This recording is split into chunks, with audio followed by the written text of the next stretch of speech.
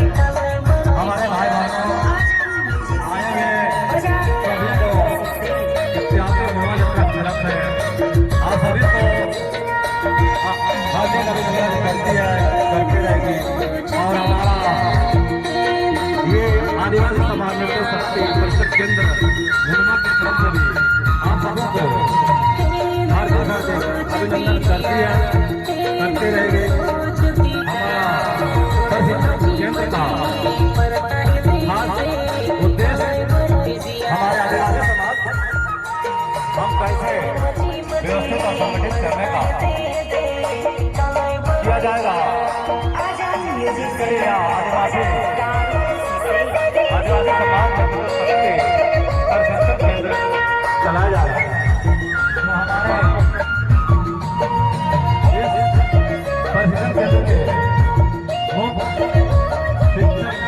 प्रशिक्षक श्री जितेंद्र बिजनेस शिक्षा प्रशिक्षक श्री कांतू राव,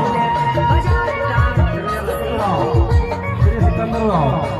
तो मैं कहना चाहूँगा कि हमारे ये बिजनेस प्रशिक्षक जो हैं श्री सिकंदर राव, जो आज हमारे बिजनेस क्षेत्र में छोटा सा बिजनेस लेकर चला था, छोटा सा सोच रख के चला था, जो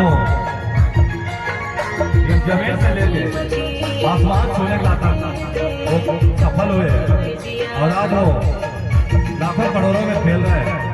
तो मैं आदिवासी भाई बहनों से आग्रह करता हूँ कि आप इस बिजनेस